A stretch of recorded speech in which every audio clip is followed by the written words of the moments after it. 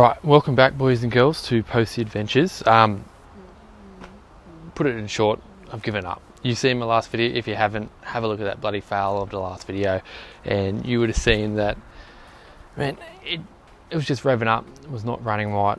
I could not get it going. I've been tinkering with it ever since, and whenever I do, it just doesn't seem to work. I've been playing with the carby, haven't been able to do it.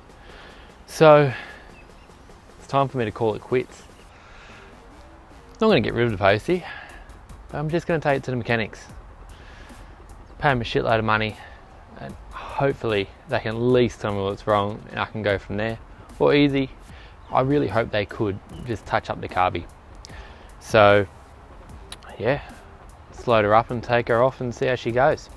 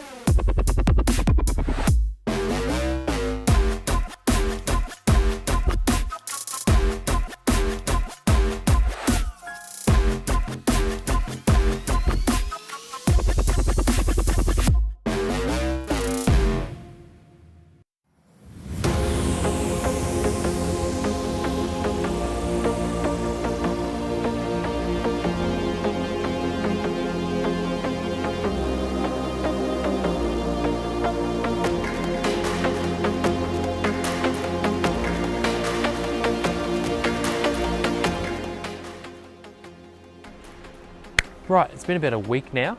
I've just got it back from the mechanic. So yeah, it took them about a week to fix, and they tell me they've fixed it. So what they've told me needed to be done was clean out the fuel tank, change the carby. So what they've said is there was rust in the carby, rust in the fuel tank, which has then gone into the carby, which kind of makes sense if you've seen from a previous video that it would just rev up heaps. So it's like the high jet was getting fuel through, but the low rev jet was blocked. And now someone's told me what's wrong. It makes complete sense. I just wish I figured it out. Wish I had the time to do it. But about nearly 400 bucks later, I have got it sorted. Well, I believe so. Let's give her a test and see if she's working. But as you can see here, brand new carby, pretty happy with that. And I put some fuel filters in too, exactly, because there is on the Postie fuel tanks, they've literally got a reserve level in the fuel tank and a normal fuel level, and you can change it here. So they have said that they clean the fuel tank out with bicarb soda and other bits and pieces. Took them a couple of days to do it, but yeah, I think it's all worth it. I have cleaned this tank out before because there was a bit of rust in it before, but I guess it does need to happen every now and then. Plus it's been sitting around for a while and whatnot.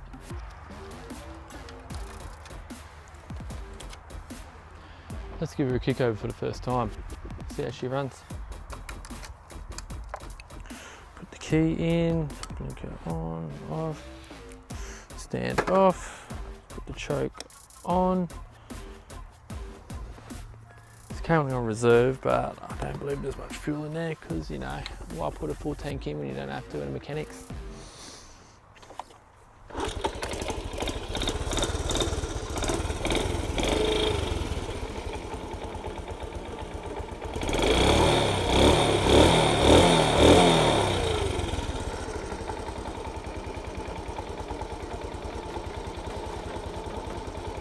That is not bad for first kick. Just that light purr. Quite nice, isn't it? Right, now let's take it for a test ride.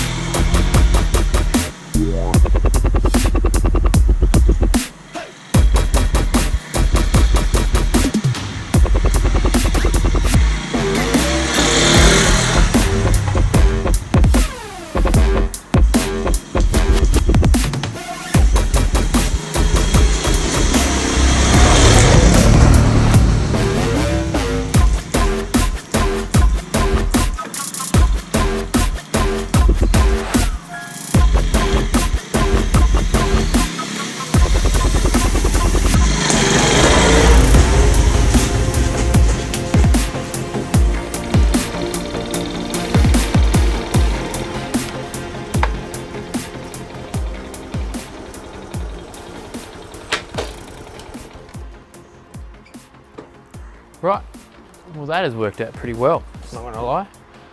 Definitely cannot complain with how it's running. As you've seen, she was going pretty good, only in first gear, but you might have noticed it was only in the backyard. That was because it's not registered. It's been sitting around for about 2 years. I've let it lapse. It wasn't running well, so I couldn't really go and get an inspection on it. So I just let it lapse until I finally got the mechanic to have a look at it. I finally got the mechanic to have a look at it, and now it's running pretty darn well. Yeah, it did cost a fair bit. Could have done it myself at the time, but I really wanted it running, and they got it running for me. You pay for it, got the service, and they did what they said they would and get it running again. So next step is to get it registered.